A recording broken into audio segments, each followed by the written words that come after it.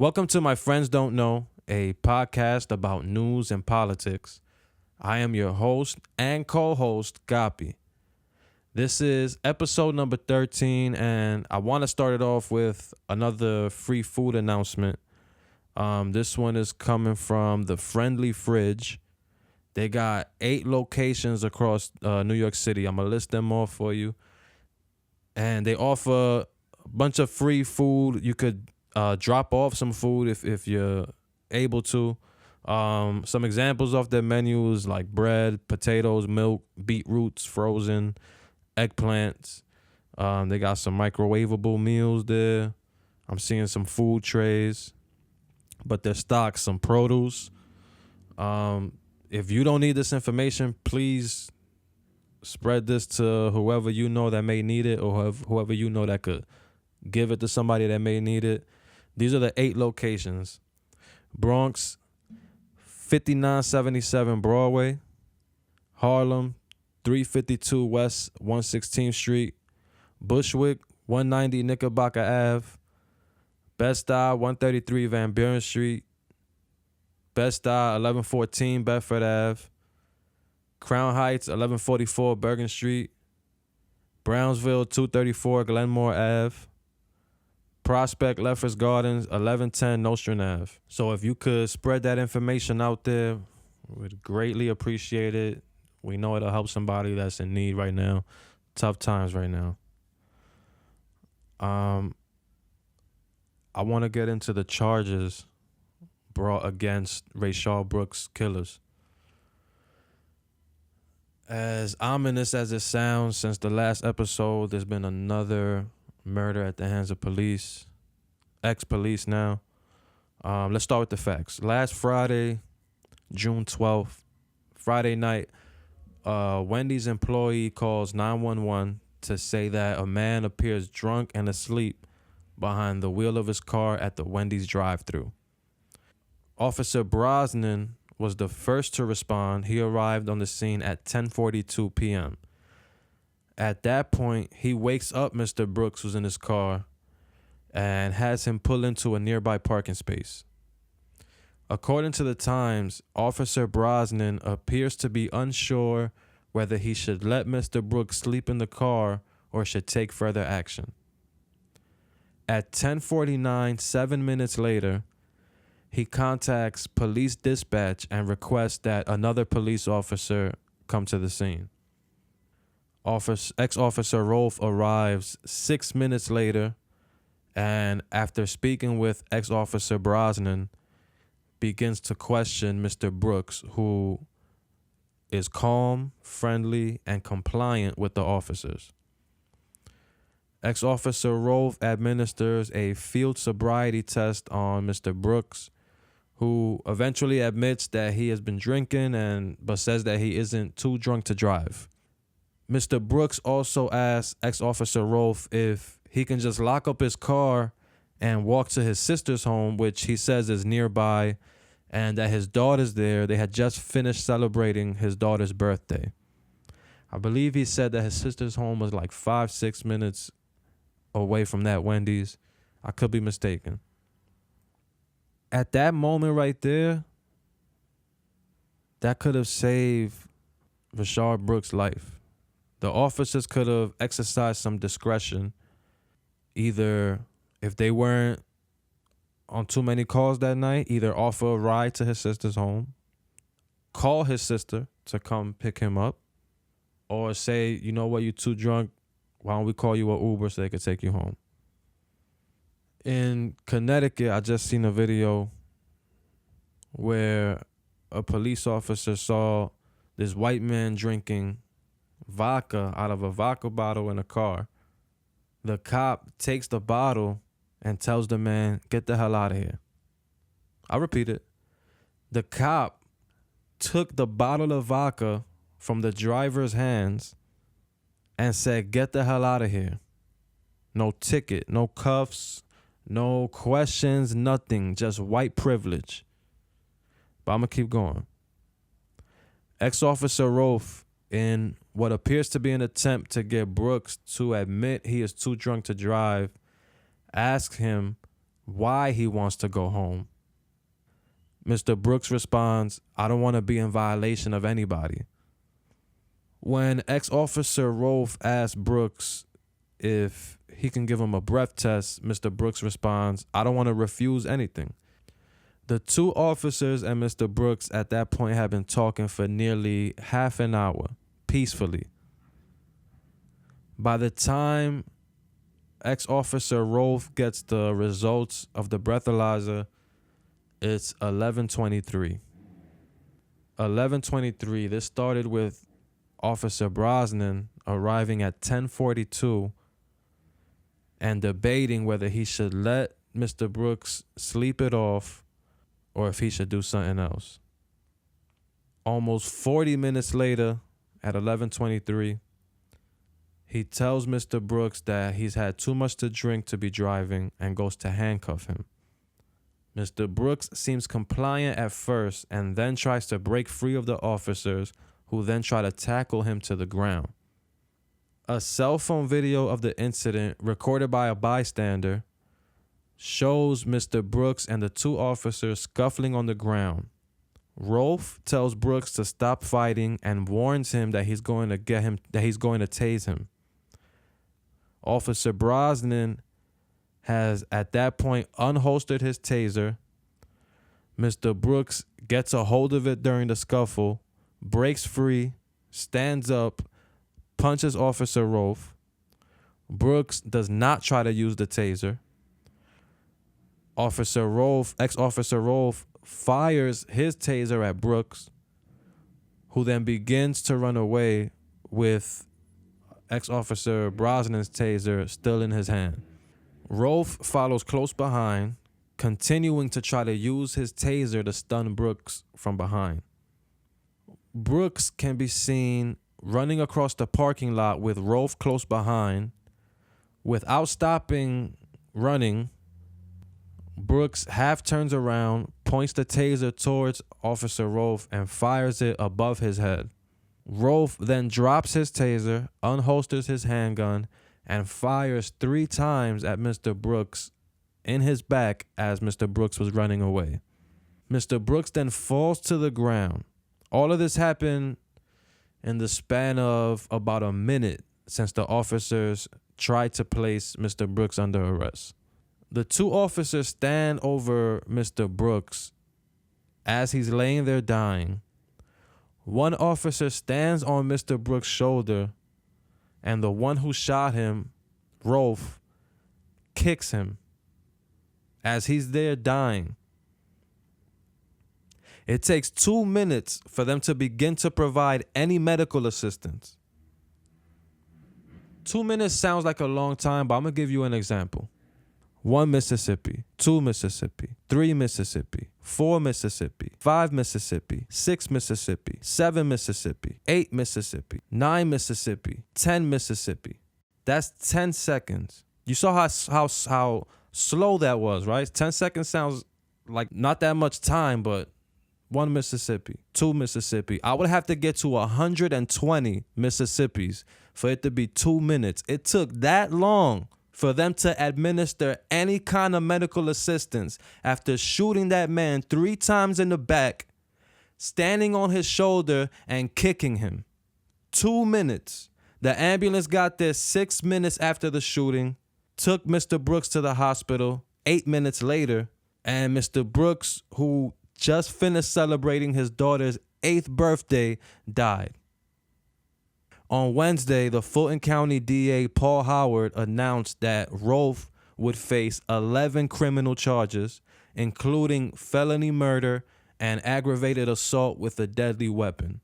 Devin Brosnan is facing 3 charges, including aggravated assault and violation of oath. Some people are saying the officers weren't in the wrong. That is not correct. When they say that, that's based off of their opinion. Whether it's biased or not is based off of their opinion. I'm going to give you the facts. The main reason that the officer is being charged with felony murder is because, 1, he shot Mr. Brooks in the back. In Atlanta, it's illegal for officers to even tase you in the back. He shot Mr. Brooks in the back 3 times and immediately after shooting him yelled, "I got him," ran over to the body and kicked him. They spent 40 minutes talking with him, speaking with Mr. Brooks, calmly, patted him down. There was a bulge in his pocket, and the cops asked him, "What's that bulge in your pocket?" And Mr. Brooks responded, "It's just some money. I just came from my daughter's birthday party." They believed him. They didn't check. There was no fear for their life at any point. When that officer shot Mr. Brooks, he was a good 15 to 18 feet away, according to the DA. 15 to 18 feet away, running away. With a taser that was already discharged, he posed no immediate threat to the officer's life or to the bystander's life. Remember, this was at a Wendy's drive-thru. There's a whole line of cars at this drive-thru. The officer that murdered Mr. Brooks shot a bystander's car that was there, shot the car. There was no reason to shoot Mr. Brooks. The other cop that was on the scene, ex-officer Brosnan, he's being charged with aggravated assault for standing on Mr. Brooks' shoulder as he lay on the ground dying. He's cooperating with the DA, right? But as soon as the DA announced that, maybe not even an hour later, his lawyers were on CNN immediately shutting down the statement, saying that their client is not a witness to the state, for the state. Why? Because imagine you were involved in a shooting where your partner murdered another black man unnecessarily, and the DA announces that you're going to be the state's witness. You know how many threats that man must have received?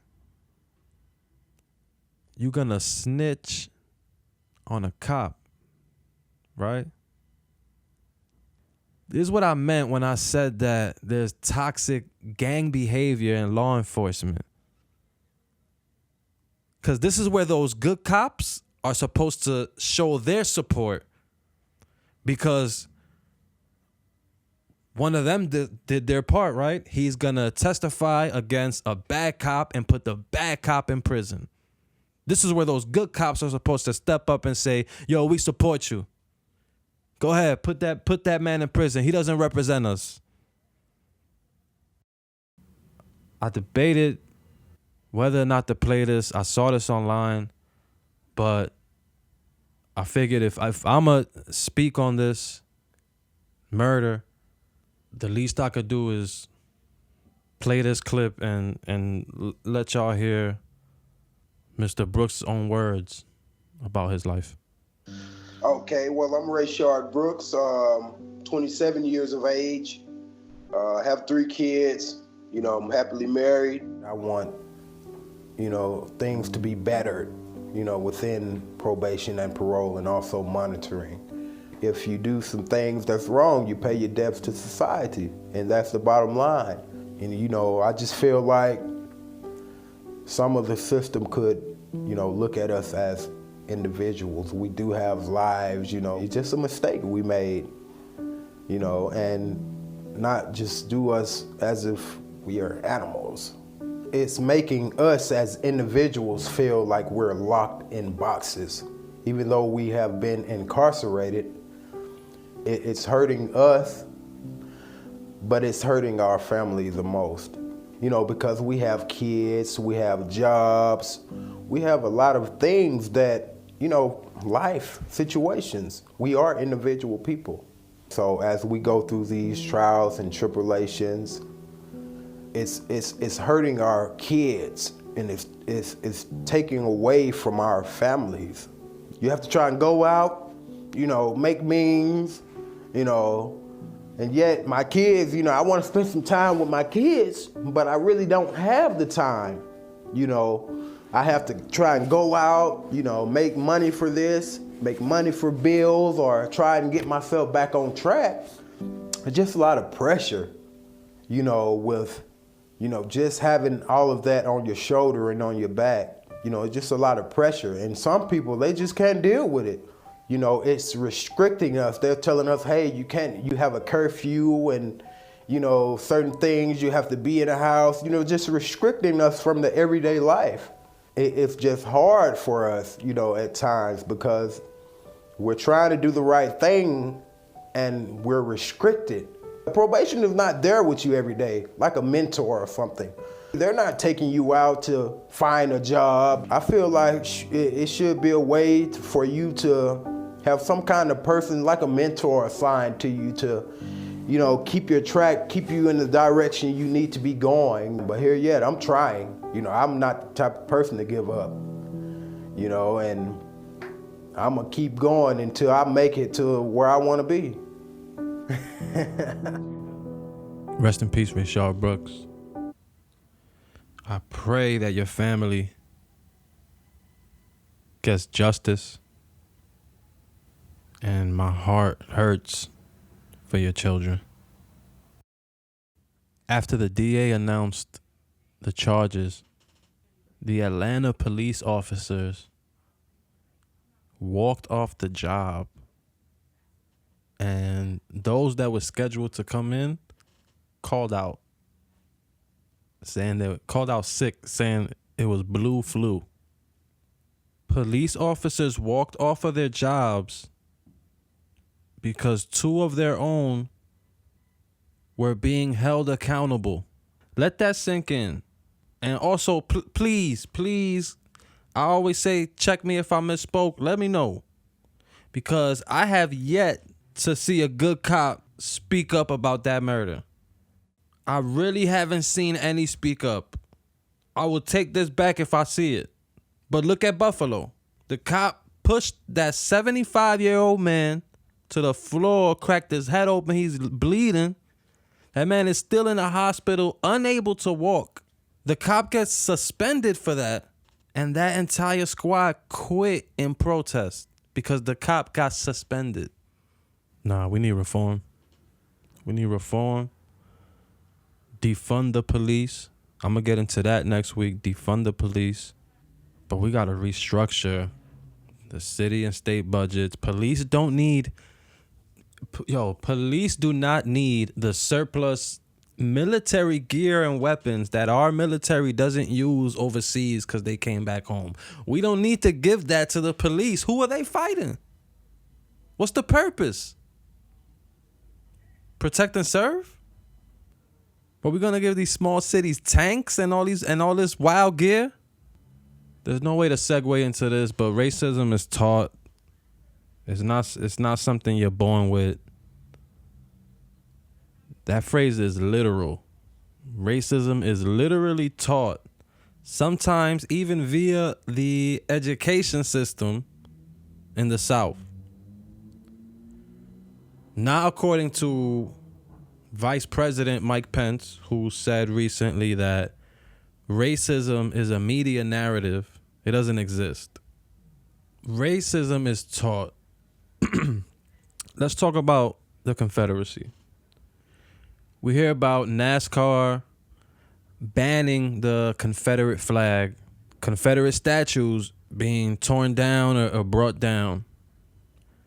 And you have people shouting about protect our heritage. Let's get some facts. Well, let's define heritage. Heritage, according to the dictionary, heritage is or are valued objects and qualities such as cultural traditions, unspoiled countryside, and historic buildings that have been passed down from previous generations. You know how long the Confederacy lasted? 4 years. 4 years. But there's all these statues and debates about honoring these white people that fought for their right to own slaves. That's because of the Daughters of the Confederacy. Let me play y'all this clip about who they are, what they did, and how they literally brainwashed generations of people with misinformation. Listen to this. Listen to how this textbook describes slavery.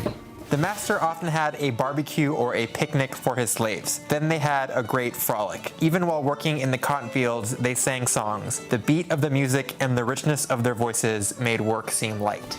Yikes, that's from History of Georgia, a textbook published in 1954 that was taught across junior high schools in Georgia for decades. That sort of language is part of an intellectual movement called the Lost Cause, a distorted version of American Civil War history that's been prevalent in the South for a long time. It took shape soon after the defeat of the Confederate States in the war, when Southern historians like Edward Pollard and former Confederate General Jubal Early started preserving the South's perspective through their writings. They framed the Confederate cause as a heroic defense of the Southern way of life against the overwhelming forces in the North. That narrative has a few basic tenets: the glorification of Confederate soldiers who died for a cause they believed in, the belief that slavery was a benevolent institution, and maybe most importantly, that slavery was not the root cause of the war. The Lost Cause is one of the most notoriously effective efforts to rewrite history, and it was done by the losing side. So how did it become so deeply rooted in Southern memory? Blame the United Daughters of the Confederacy. The UDC was founded in Nashville in 1894 to preserve Confederate culture for generations to come. The women who made up the group descended from elite antebellum families, and they used their social and political clout to spread the pro-Southern version of the war as real history. You've probably seen their efforts to honor the Confederacy, but maybe you didn't know it was the UDC. They're the ones who covered the Southern landscape with memorials for Confederate leaders and soldiers. They used their fundraising and lobbying skills to pressure local governments into erecting monuments in prominent public spaces like courthouses and state capitals. Installed here next to the state capitol by the United Daughters of the Confederacy. The United Daughters of the Confederacy donated this memorial to the city back in the 30s. They put them along roadsides and in parks. Any place that was remotely relevant to the Confederacy was memorialized. By the early 20th century, the UDC had 100,000 members in chapters spread all over the country, but mostly in former Confederate states. And there's a reason they grew so quickly during that time. So we're talking about roughly 3 decades after the end of the war, and the Confederate veterans themselves are beginning to die off. So there is this push to find ways to commemorate it, because the big challenge by 1900 was there's a new generation of white Southerners being born, and they never experienced the war years. That push is visible. Most of the Confederate monuments were erected during the UDC's height of influence. There's a rhetoric around monuments that we want to get this thing built before all of that generation has died off, and the reason we want it is to teach future generations about those men. Dr. Karen Cox wrote the book on the UDC, and I asked her if it was fair to say the group established the Lost Cause as historical fact in the South. Oh my God, yeah. They were the leaders of the Lost Cause into the 20th century,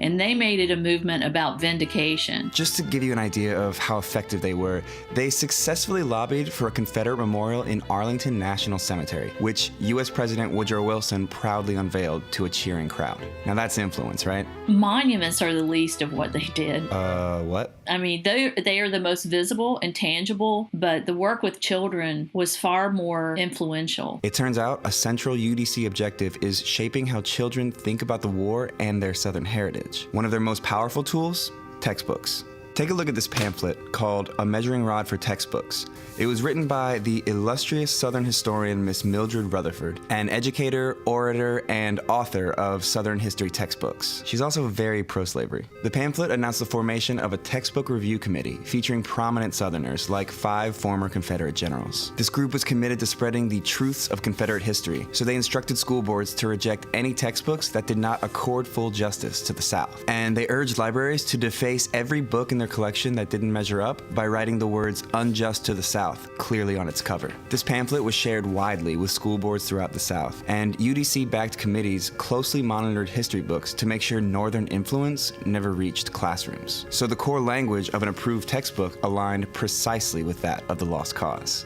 You know, stuff like, "The Confederacy lost in the war between the states, but Georgia never forgot to honor her Confederate soldiers." History of Georgia was on the UDC's approved list. It was also written by E. Merton Coulter, a self-described Southern historian and historian-described white supremacist. They understand that how you educate, who wins the writing game, who wins the battle over history, ultimately wins the war. That's the big fight for the UDC. But their work with children went further than the classrooms. The UDC formed an auxiliary group called the Children of the Confederacy, which which was designed to get kids born in former Confederate states to actively participate in their version of history. Group leaders had kids recite call and response truths from something called the Confederate Catechism. Children up to the age of 18 would compete and be rewarded for memorizing long passages of lost cause rhetoric. So it would be like an after-school thing, like that was your club. You would go after school to the meeting of the children of the Confederacy, and your leader might teach you songs of the South like Dixie or other songs that were considered Southern patriotic songs. They would have them write essays, go visit the veterans, and learn this catechism. Children were also the centerpiece of their community's monument unveilings, like this living flag at the dedication of the Stonewall Jackson Monument in Richmond. Yes, those are school children. The UDC's efforts shaped the identities of children who grew up with the lost cause. They made history personal, and that made their story last longer. Generations of children learning that narrative in a variety of ways grow up to be, segregationist in the 50s and 60s, because that's been drilled into them since they were children. After World War I, the UDC started losing steam, but the damage was done. The monuments were in place, and the textbooks they wrote remained in Southern classrooms until the late 70s. And the women's group did it all without the right to vote or participate in politics. You can still get glimmers of this lost cause memory of the war from people who will always choose to see it through the personal. And I think the UDC, to a great extent, was their goal. So the next time someone says the Confederate monuments are about remembering our history, just know that that's exactly what the United Daughters of the Confederacy wants you to think. That clip was from Vox. So when we talk about systemic racism, this is it. That's part of it. It's not a conspiracy theory. Why do you think they haven't named the KKK a terrorist organization? Because that would mean that we'd have terrorists in our law enforcement, social services, first responders, elected officials, lawmakers, senators, teachers, doctors, pharmacists. You understand how ingrained the KKK is in our society? Black people are being lynched all over the country to this day. They just found someone hanging from a tree half a mile away from me. Half a mile up from there, somebody hung a stuffed monkey on a light pole. Houston, Los Angeles. We talking about within 1 week. 4 people within 1 week. And the police ruled all of them suicides? You kidding me? Racism is a media narrative? Lawmakers saying there's no systemic racism because Obama was elected twice. Let me point something out to y'all. Y'all could Google or whatever you use to search your information. You could look this up. Last week or the week when that federal officer in Oakland was murdered during the protest, Fox News ran throughout multiple shows, multiple different anchors. They were running that nonstop, blaming it on the protesters. When it came out that the people who murdered those federal officers were from the Boogaloo Group, a far-right domestic terrorist group, well, they're not labeled terrorists, well, a far-right group that pulled up, the protests weren't even near where that officer was murdered. They pulled up in a white van, opened the door, and started shooting. Drove, went into the protests and blended in. They blamed the protesters. They shot a protester who was trying to tear down one of the Confederate statues. They were behind those threats that prompted Trump to label Antifa a terrorist group. The agencies investigated and they said, no, it's the Boogaloo Group. You heard about that since then? Nope. You heard any corrections? Nah. He still says that Antifa's terrorist. I'm not defending Antifa. I don't know much about them. I don't know. I don't really trust these wild organizations like that.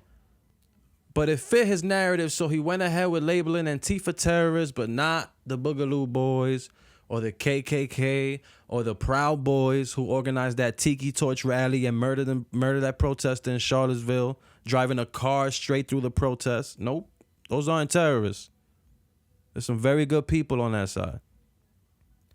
Listen, if you're tired of hearing about racism and Black Lives Matter, go hide under a rock and wait till we tell you it's all clear, because this is at the forefront. Real reform is being debated and legislated. And say what you will about Kyrie Irving as a basketball player, but he's absolutely right. The rush to bring back sports is a rush to bring back distractions. There's people that can't wait for the NBA to come back. Desperate for the sports to come back. And there's no judgment. Live your life. Live your life. Enjoy it. There are people that will still fight for your right, even if you don't engage and go out. But in the grand scheme of things, life is short, yo. Life is short, and the world don't end with you. Like that phrase goes, plant trees knowing you'll never get to enjoy their shade. And speaking of rushing towards distractions, look, they not opening up the country because it's safe. They desperate to get you to go out and spend money, go to restaurants, go to bars, get lit, go shop, spend your money. States that rush to reopen are now facing rising numbers of coronavirus.